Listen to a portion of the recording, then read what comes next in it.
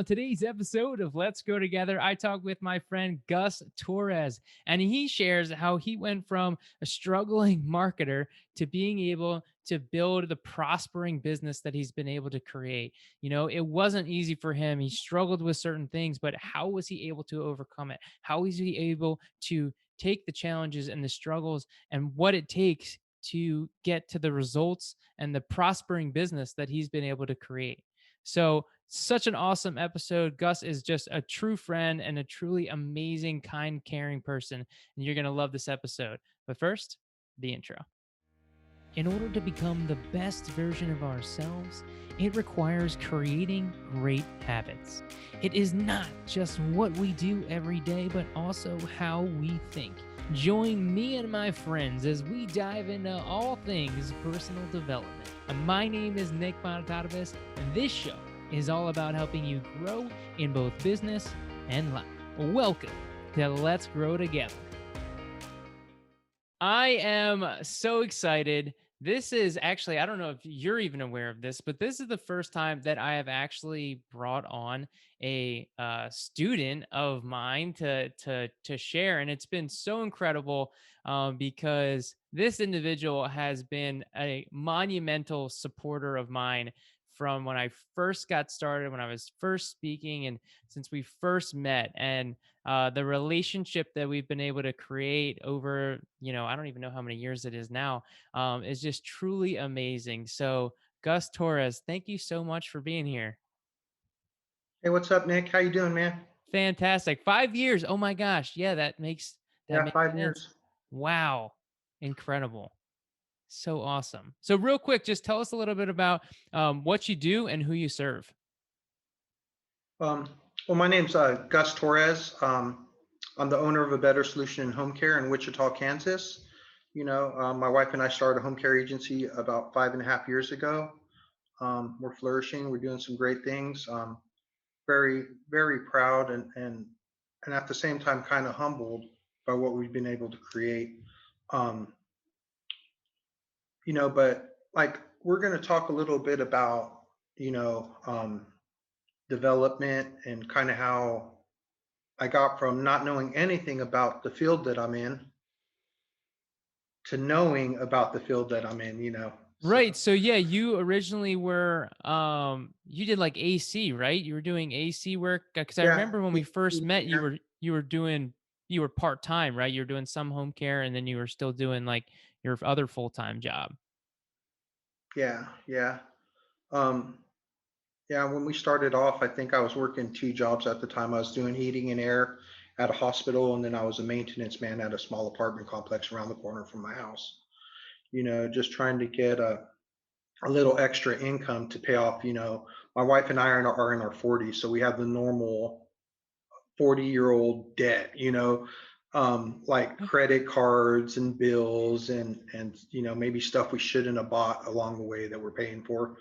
So I took that second job to kind of pay that off and got us to a point where um, besides our normal mortgage and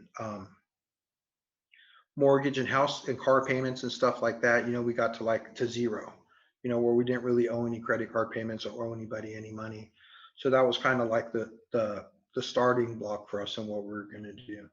Yeah, amazing. And so you were able to grow it to, where it is now, over these last 5 years. What do you contribute to your success to be able to, quit that other job and be able to go, full time and have this flourishing business that you now have? Um, well, there's a few things, but one of the biggest things was kind of doing like a self inventory of where I'm at as a person. Where's Gus Torres at today? He's starting a business he knows nothing about. Where's he at in his life? Kind of starting from there and kind of trying to figure out, hey, it's okay that I don't know anything about what I'm about to start. The hard part would have been if I would have been thinking that I knew what I was talking about when I wasn't. So I kind of had to realize, hey, I'm starting from scratch and it's okay. And there's going to be things that I don't have that I need to make business grow. So just realizing that was the first one. It's like kind of knowing where I'm at and knowing that I kind of need help along the way to get where I'm at. So Yeah. my first mentor was, my first mentor was Leah Smith. So Leah Smith is amazing. She's from San Diego. She's from your part of town. She was the one that gave me an opportunity with the better solution in home care. Um, and so she was like my first mentor. So I went from learning nothing to getting put in, I feel like, the best possible hands with somebody to start a business. So she was like my first mentor. And I've met a few along the way, you including, that have helped me. But my first thing was realizing I don't know much, and I'm going to need help along the way. So I love it's that. kind of how it Just started. yeah, being okay with not knowing, and it's so awesome that you brought up Leah too, because I reached out to her to have her on the show. We got to get her on the books, but she said yes, so we just got to confirm Yeah, a that's date. that's So cool. I look forward to having her on the show, and I actually may go visit her office as well. But yeah, I love that of just being willing to evaluate yourself and being willing to open to learn, right? How important, from everything that you've done in this self-evaluation has been that willingness to open to learning and continuing to growing, and how important is that thirst for knowledge, we'll say, in everything that you've been able to accomplish. Yeah, and it's funny. We have a mutual friend, Steve Weiss, right? Steve the Hurricane. And one of the first things that popped out on me when I got to meet him was he said, you know, he thought ADLs was ALS, and he's talking about I love that he's joke. talking to I people laugh about every time he he's tells that talking to story. people are mentioning ADLs and they're talking about ALS and vice versa. And like I'm like, that's me. That's so me right now. And it was okay. So that, like, I connected with him right away. And it's like, all right, so if Steve's going into a field where he was like, he started selling the Cutco knives, doing other things, and he lands in home care. It's like we land in home care, like we have this we have this image of what our life should look like. We have all these dreams. We're in our 40s. I want to be an architect. I want to be a home builder. I want to be an HVAC tech. And then God plants us in home care. God says, "You were close, but not really. You belong in home care. This is where I need for you to serve." And I'm sorry, I feel like my collar's kind of jacked up. I don't No, know if you're I got good. it You look buttoned up great. wrong. Okay, it's kind of tripping me out. Anyways, and God says, no, you belong in home care. And like, why do I belong in home? I know nothing about home care. So it's God places me there, but God's not going to do the footwork for me. You know what I mean? Like, he'll guide me there, but he's not going to do it for me. Um, Yeah, what an so interesting thing of just not, it's so easy to have these plans of this is what I'm going to do, and this is where I'm going to go, and you visualize this life that you create, but you never know what life's going to bring and show up for you. And I mean, even for me in getting into the home care industry, I mean, I never would have even thought, I never would have had any clue had I not, met Steve and gotten that opportunity. So, and it's been an amazing, had not all of those things happen, I wouldn't be where I am today had, you know, all of this same here. transpired. That's something that you and I have in common. Steve has helped us get to where we need to get. There's other people in our lives that help us, but but boom, we're in home care. So it's our job to nurture that, foster it, and try to give it the best shot that we possibly can. So I bought my home care business. I came home, um, and I typed in how to market home care on Google search, and you type in home care marketing, and Steve's Weiss. I'm sorry, I got the slow nap. Steve Weiss's big mug pops up, right? And you just start watching his videos, man, and it's a drink with the hurricane, and it's power partners, and it's all this cool stuff. And I'm like, all right, this is where I need to be. This is the guy that's going to get me started. Um, and it's funny because, like you said, we started our home care business, but it's funny because I didn't hire myself until year 3. So it was my wife and a couple employees in the office, and I kind of had 3 years of training with Steve White. So I was marketing on the weekends. You were helping me out with social media. I would take days off from the hospital and go market. So I was like this marketer, but I was only marketing like 5-10% of the time for my business. Um, and it seems like I always put myself last. We need this position, we need this, my business needs this, my business needs to move to Wichita from Derby. And um, it just got to a point where I needed a marketer to grow my business. And I started interviewing them. I was literally interviewing marketers, because I didn't think I really had it in myself. I felt like someone could do a better job than I can because they've been doing it for a while. And I was kicking the tires for a few months, and I just finally bit the bullet and I said, I'm gonna do it. You know. So we had to get it all figured out. How do we supplement my $70,000 a year that I'm making? And for a family, I'm going to have to pay myself $70,000 a year to market my business, which means I got to make $1 million in my business to afford me. You know what I mean? So that was the scary part. A couple years later, I'm there. I'm making my salary, making my company money. But it all started from I need help. I don't have everything I need, and getting the help along the way. Yeah, yeah. I mean, it's one of those things like we don't need to do this alone, and doesn't matter what you do in your life, and being willing to accept help, being willing to invest in help too. You invested in it. You came to the boot camp. You didn't just rely on those YouTube videos. One thing I'm curious is like, what went through your mind when you finally made the decision to do the marketing for yourself? What did you have to overcome to be like, this is me. I'm going to take charge. I'm going to do this. Well, it's funny because I'm in my 40s, right? Closer to 50. Um, I got a whole life of experiences, but I'm one of them kids, and it's deep seated, man. Like we could have a whole 10-hour conversation about my past, deep seated stuff in my past, just like anyone else. But when I was growing up, I always felt like um, I didn't get the handbook. Like everyone was handed a handbook, and I didn't get it.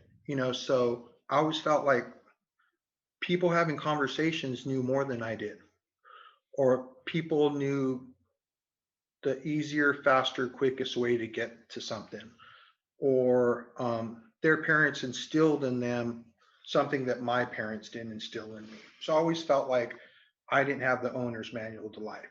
And growing up like that was very hard because as I get into become a teenager, you know, I start to do things that aren't very healthy for me to overcome those feelings. Whether it was drinking, staying out late, hanging with the wrong crowd. So there's a huge gap of learning experience in my life from teenage to adulthood, And I look back at that now and I'm like, It's okay. That's okay. That's just how it went. But to be an adult, I need to make corrections in that. So I had to really take a self inventory of where I'm at, what I've got, and what I need to be successful, and then go out and get that and accomplish it. It's not going to come to me, Nick. It's not going to knock at my door and say, "Hey, I'm your life coach. I'm here to help you get back all the stuff that you didn't achieve as a kid, or all them feelings that you had of not having the owner's manual to life, or the self-esteem issues, or the whatever they are. No one's going to knock at my door, take me by my hand, and walk me through it. I got to be at a point in my life where I'm going, it's okay. What can I do to move forward and make things better? Yeah, So I love that. That's powerful. Being willing to recognize those things and take charge of your life. And understanding like, hey, your past is your past. It happened. It is what it is. But it's about, hey, what can we do to move forward? And you asking yourself those questions. What is it going to take for me to get to that next level, to get my goals? So from your perspective, what did it take within yourself to make that change to get to where you are today? Um, Coaching, coaching, it's coaching, knowing that I need some help, reaching out there and spending the money on it. It's okay. It's okay. I didn't start a business with a business degree. I didn't start a business with any managerial experience. I had no managerial experience. You know what I mean? Um, Today I manage over 100 people. You know, 5 years later, I'm managing over 100 people. I find like that's super cool. But being able to manage them correctly, take care of my business, drive business, and create a company culture was nothing that I had 5 years ago, 5.5 years ago. I didn't have that in me. I had to kind of learn it, get coached on it, and really take a look at what I want my business to be, and kind of set goals on how to get there. And those goals were help me. Those goals weren't my idea. They were ideas of coaches. I was just willing to adapt them. And do the work. Yeah, and do the work. Do the assignments. Uh, just get out of my car. Just get out of my car and to walk into a place, was hard for me, because I could make the marketing plan. I could say, today's Tuesday, I'm going here, here, here, here, and here. Get all the goodies ready, and pull up to a place, and then I'd freeze. You know, who's there? How long have they been there? They know so much of the terminology that I don't know. They've been in this field for 20 years. They're nurses, they're administrators, they're people that make, $100,000 a year. Um, and I'm a rookie. And I like my brain would tell me all this negative stuff just sitting in the car, man. And you know what? I just need to open the door and start walking towards the building, and it'll all work out as I walk. You know what I mean? So there was a lot of things that I had to overcome between here, um, to get my business rolling. And it took a little bit of time, but I don't feel that way anymore. I feel like, no matter who I'm talking to about home care, home health, hospice, assisted livings, nursing homes, independent livings, like I know the language. I know the language. I know how they feel in their position. I know their clientele. Their I know their struggles now, and I feel a lot more comfortable. But yeah, just Yeah, yeah, I don't know being where I was going with that, Nick. No, But no, yeah, I it's mean, just that was like that's great. Getting out of your comfort zone and being willing to, I love that sharing that struggle. I can hear it in your voice, and just like you almost took yourself back there in that car when you're just like sitting there, wondering, and just, and I've been there too. We have these self-doubts and these thoughts. So, how were you able to build up the confidence? How are you able to step out of that car to walk through what has helped you kind of build that confidence that you have now to talk about these things? well, okay. So first of all, the confidence isn't in myself. The confidence is going to be in who my coach is. You know what I mean? Like if I believe in you and you tell me to stare into the camera when I talk on video, I'm going to trust that's what I need to do. You know what I mean? Because I trust you. So that's where it comes with me trusting people like yourself to help me get through my marketing issues, or whatever you want to call them, deficiencies, not the lack of knowledge, whatever it is. So the trust is within you guys, and once I trust that you guys have done it before, these are the steps that you took to make you successful, then I just gotta muster the strength to go and take those steps that you guys took. So Yeah, and then what happened? You started taking these steps, and then what was the result as you started to do these things that, did you once you kind of did you get the confidence once you started doing it? So it was like, "Hey, I have great people telling me what to do. I'm going to do it." And then did that help with like solidifying kind of how are you were able to build it once you started doing it? The referrals solidified it. Hmm. They say the proof is in the pudding, right? So by the steps that I took to make my phone ring solidified it. And when we were getting to points that we've never been to in our business, like that solidified it. When people were saying, "Hey Gus, we'd like for you to be a part of this," and I would say, "Well, why would you want me to be a part of that?" And they would say, "Well, because you're somebody that people trust in the community, or you're a leader in the community, or um, I've seen you talk before. I really like what you have to say. Could you please join us in this event?" Or, "Hey, I would like for you to do a podcast with me." These little things, or, "Hey, I'd like for you to speak on this empowered seniors event, that we're having, with 100 seniors there." And those things, like, those were the things that kind of helped me build my confidence, like, okay, this is working. Or someone would say, "Hey, I'm creating this group, and I would like you to represent home care in the group." And I'd be like, "Well, there's so many home care agencies in Wichita, you know, thank you for choosing me." So, like, the proof would be in the pudding, right? Yeah, absolutely. And it's no surprise that people wanted you to be a part of those things because you have a way about you where you're just so kind and supportive and genuine. And I think that that shines through in everything that you do. So, like to me, I'm not surprised by your success.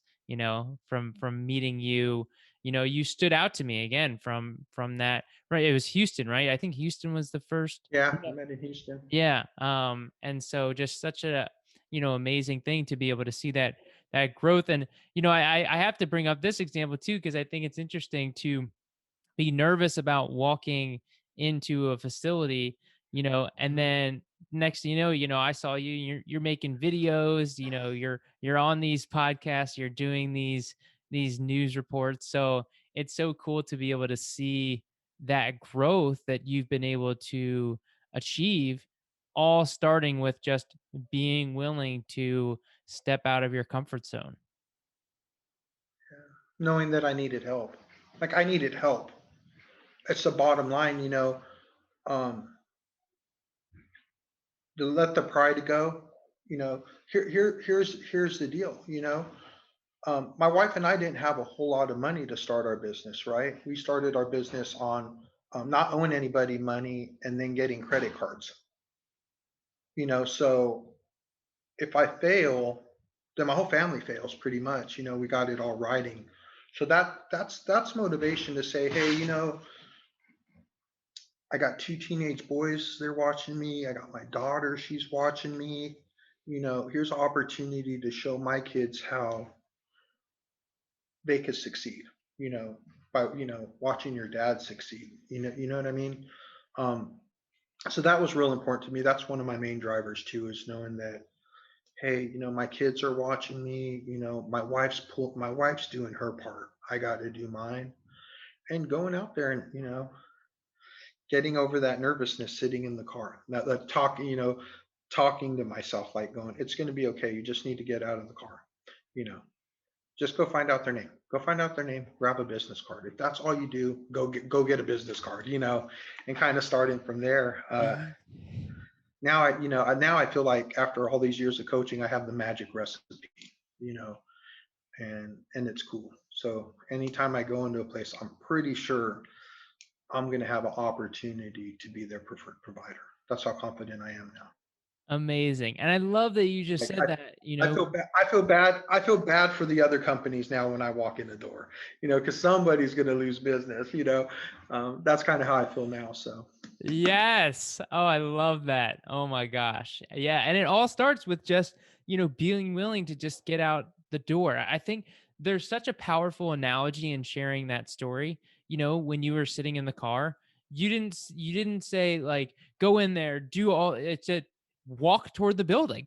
That was all you said. Yeah. Just Dude, there's probably 100 home care owners right now sitting in their car thinking like that right now, you know, or 100 marketers, home care marketers that are in their car. And I'll tell you, it's funny with marketing is like, I could take a couple weeks off, go on vacation, and I'll sit in that car again, and I have to talk myself into getting out of the car again. But once I go to my first place, it's on and popping again. It's funny that fear always creeps in a little bit. And you know what I'm talking about. You know what I'm talking about, right? When we take a little hiatus, and then we go back, it's like, oh, this is scary again. But I know all I have to do is open my door, and the first person I talk to will make me feel better. The first conversation I have, or the first question like you, the first question that we ask on a podcast, okay, we're back into the groove of things. So yeah, and using that momentum, it's so funny because it's such a great thing in regards to how we can overcome our fears, how we can create new positive habits in our lives is really just being willing to take that first step, to put our shoes on, to go for that run. It's like it's not, oh man, go out and run 5 miles. Like just put your shoes on first. Just do that. yeah, And there's so much even power. even even last Monday, Nick, even last Monday, it was Monday. I had the Mondays, right? Like I had the Mondays, and the Mondays don't start on Monday morning, they start on Sunday night, right? Yeah. So I had the Mondays on Sunday Sunday's night. scary, as they say. Yeah, yeah. And I was like, man, I've had a few days off of work. I know I got a lot on my plate this week, and I got to tackle it. It's the Mondays, I'm having them on Sundays. So Monday morning, I get up an hour early. I jump straight into the shower, get dressed, and I just leave out the house. Just leave. You know, don't don't look at my phone. Don't check in with nobody. Get dressed. Um, put on some Tony Robbins on the way to work, right? Because I need Tony Robbins this Monday, right? I need him I need him, and 10 minutes down the road on the way to work, I'm ready to tackle the world, you know. But it starts with an action, and the action was jump in the shower. Jump in the shower, get dressed, go out the door, play Tony Robbins. Everything's going to be all right. You're going to have everything you need. And then I did it, and we had a phenomenal week last week. You know, Amazing, and I love that you mentioned, Tony Robbins because I think, I mean, he's awesome, and I'm hoping to go to an event of his soon because I know I'm sure he doesn't have many left. He's starting to get up there, so I gotta take advantage while I can. did, But I think it's so important to understand, and what you're doing is you're surrounding yourself. You're putting yourself in an environment to succeed by putting Tony Robbins on your um on your radio, on your in your yeah. car. Like how has the people that you've surrounded yourself with help you to elevate who you are and what you've been able to achieve? Um, so just knowing that I got like-minded people around me is really helpful. Um, I got people that believe in my mission. It's our mission. So when I look at my team, I have goals, right? I have goals for my business, right? I have goals for myself, but my team also has goals for my business and goals for themselves. And they're equally as important to me. So when I sit down and I talk to people in my company, we talk about company goals, and we talk about KPIs and where we're at, but we also talk about, hey, what's your personal goal? I know you have goals at work, but what are your personal goals? And you're helping me achieve my personal goals at work. How can I help you achieve your personal goals away from work? We have those conversations, and I'm supportive to them. They support me, and I trust them. And that feels pretty good. Amazing. And I think that's such an important aspect of um, development is that it's so easy to have business goals, because that's what, coaches are like, hey, you got to have the business goals. But those personal goals are so important for, you know, continuing your pursuit, and and being able to achieve that. So I love that you've been able to now, even doing it with yourself, instill it onto your team, into becoming a leader, and Yeah. what that's been able to do. So how has your journey as a leader kind of, what's the transformation, from before to now, where you understand this and you're like, hey, what are your goals? What are your personal goals?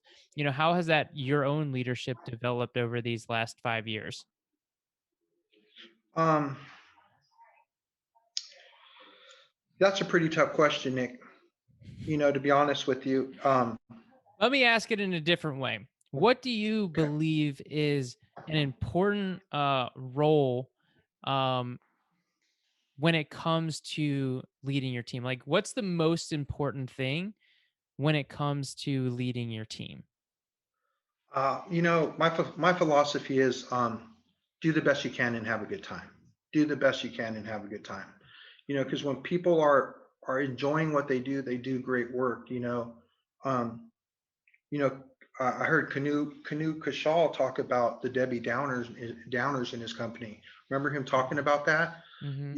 And a Debbie Downer in your company is just somebody that doesn't fit in your company. And I know that if there's a Debbie Downer in my company, I'm not doing them any justice by keeping them aboard. There's probably something else that they need to do so they could have a better work life environment. And it's not in my company. So that's one thing is, I want to make sure that the people that do work for me enjoy working for me, enjoy working for Amy and I.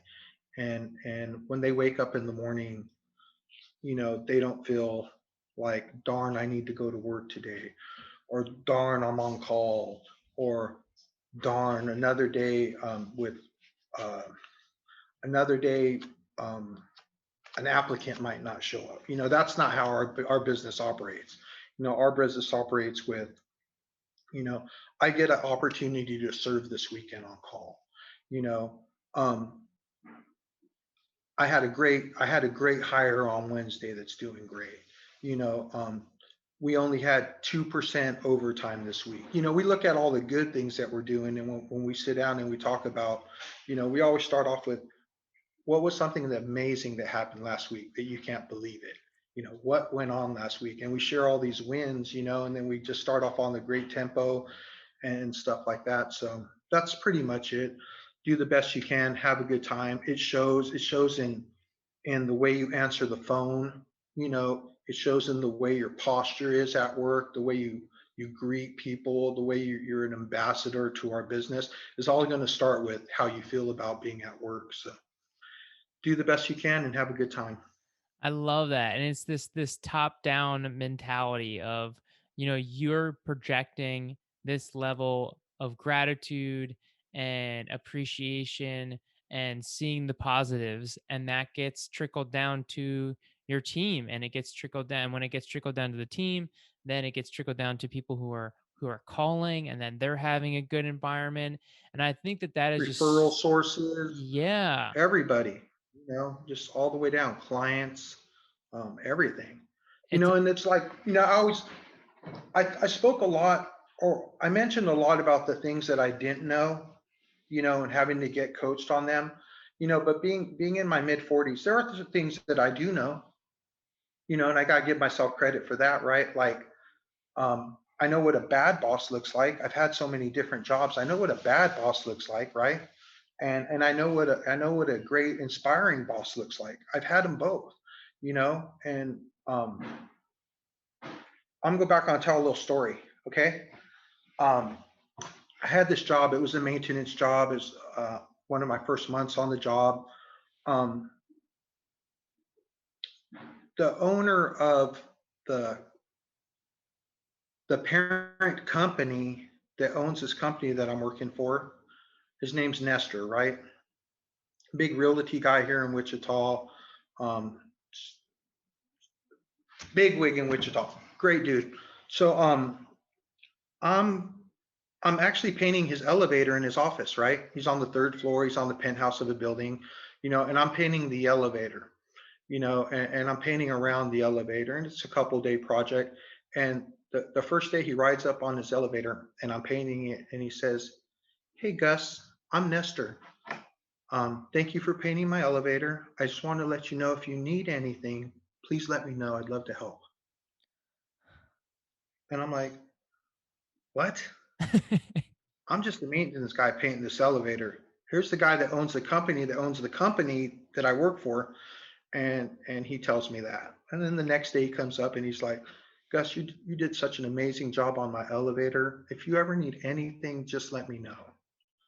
You know, and that that meant a lot to me. For one, I was just starting a new job. For two, everywhere else that I've worked within this job, I was just like a fly on the wall, uh, a guy on a ladder, an inconvenience, someone that's in their way.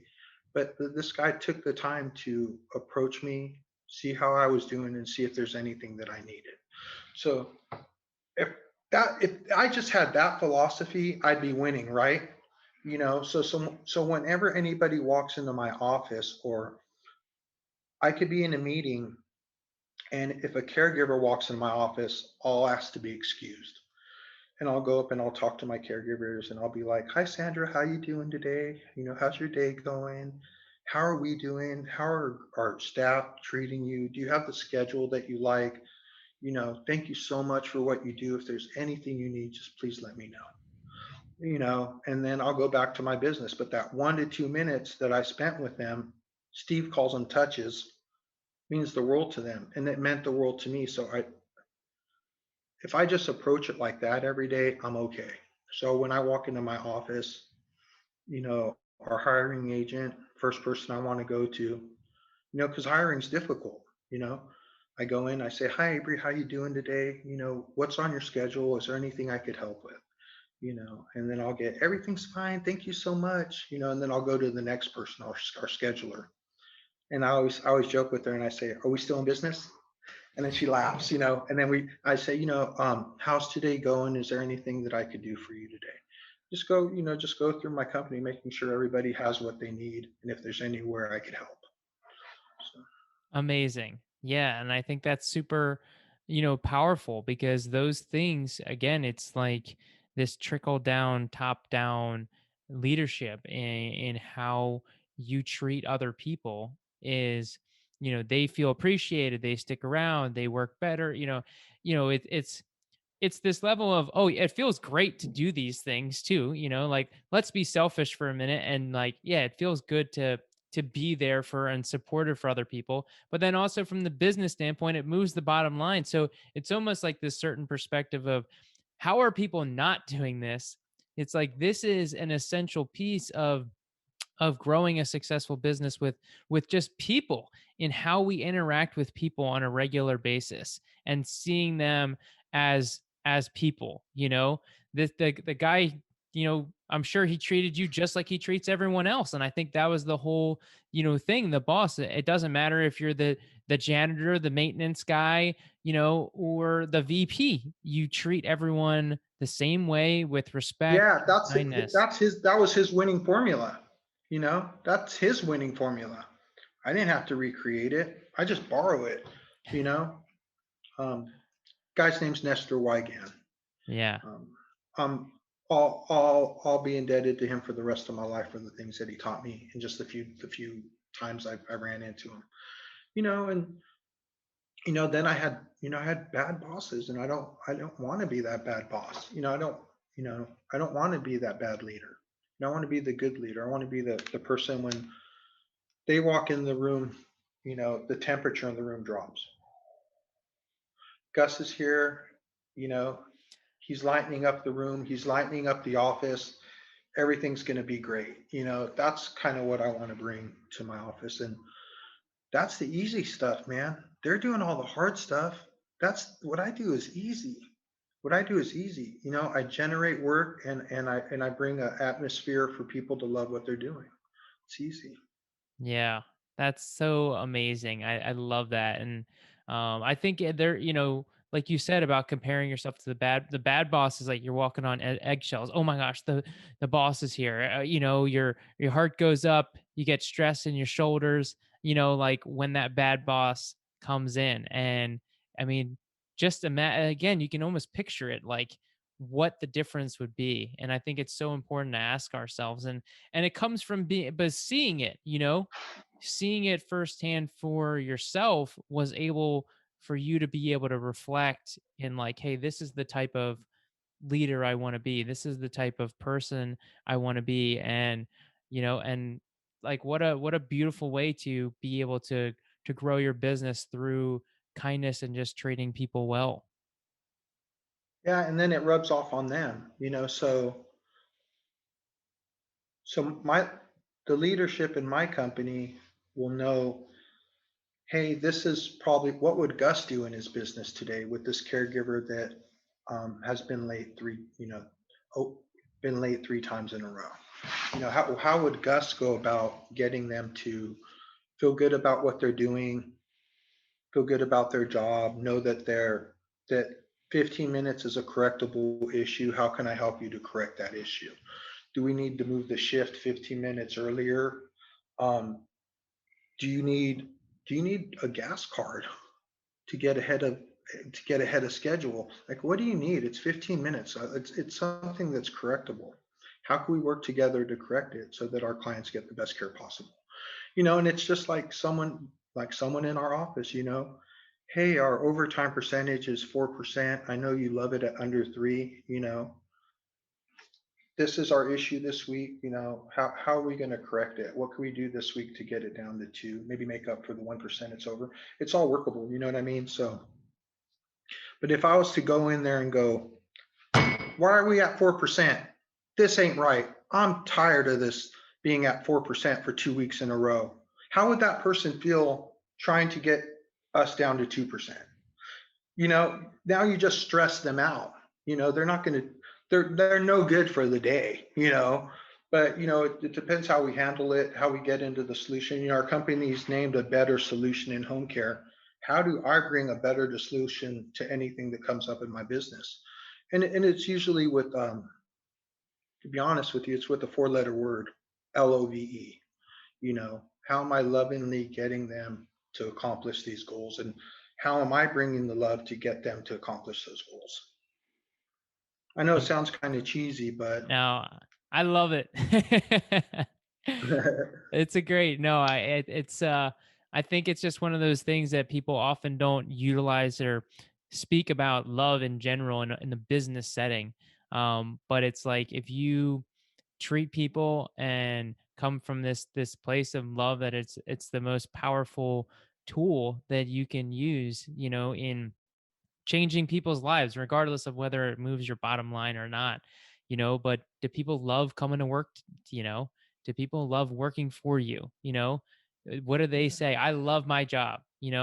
Are your employees saying I love my job? Because again, that's the goal. And if not, then it's like, okay, well, what can we do to change that, where people love what they do? And I think it's just super powerful to start with yeah, that. yeah. Plants grow and thrive with sunshine and water, right?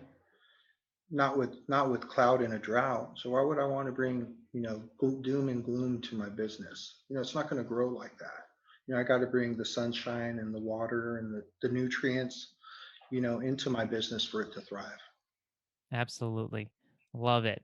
Well, Gus, this has been so amazing. Thank you so much for taking the time to talk with me and sharing your insights. I mean, you talked about really just being willing to take a self-evaluation and look at yourself and say, "Hey, what do I need to do to be the best version of myself so that I can achieve my goals?" You shared your stories of stepping out of your comfort zone of being in that car and having those struggles, but being willing to just take that first step and make those little things, and then eventually you build up the confidence to just do it easily. And now you have a lot less struggle, but it starts with just taking those first steps.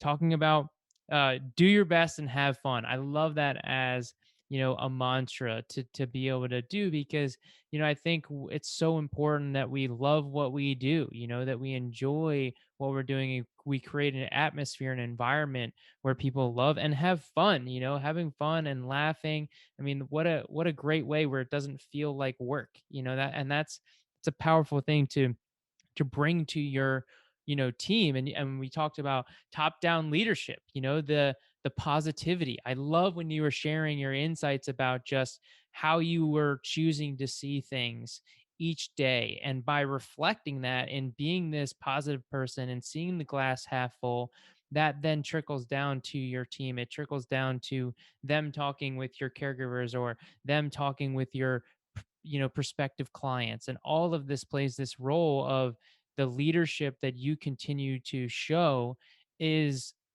the reason why you've been able to succeed in just being this love focused, caring boss. And so thank you so much again for sharing all of these insights with us. Ah, thanks for the invite, Nick. I love talking home care. I love talking, about this is all testimony for what God's done in my life, man. So anytime I get to tell you how you know, I went from the struggle to being prosperous and taking great care of my family, is just a testimony to God and what He's done in my life, and amazing people like you that have helped me along the way. Steve Weiss, Greg Mazza, Jen Ramos, Nick. I got all the heavy hitters, that I work with and that I love and trust to help me to get there. So, um, when you look at my success or how good I'm doing, it's just a reflection on the choices that I made in coaching. So thank you, Nick, for being one of them. Oh man, thank you so much, Gus. This Appreciate has you, brother. been this has been so much fun, and it was so great to be able to kind of hear your story. I mean, even after 5 years, we didn't get into this, which is why I love this podcast, because even people who I know, I still get to dive in and really hear more of the backstory and things that are going on. So, do you have any last notes that you would like to leave the audience, maybe with somebody who struggling a little bit in their business, or any words of advice for becoming your best self? You know, within my business, I've always,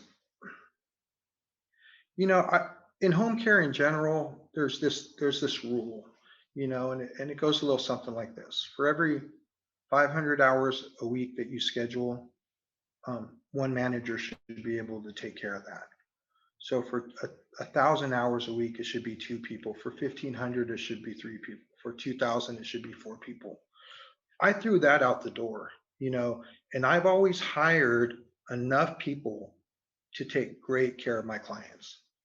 So if it costs me an extra 100,000 a year because I have two extra people in my office so that all my phone calls get answered, so all my visits get done on time, so we don't miss any shifts and we go into caregiving mode, I rather spend my money on that than having a bunch of stressed out people in my office. So when you go into my office, I've got plenty of people to handle our workload.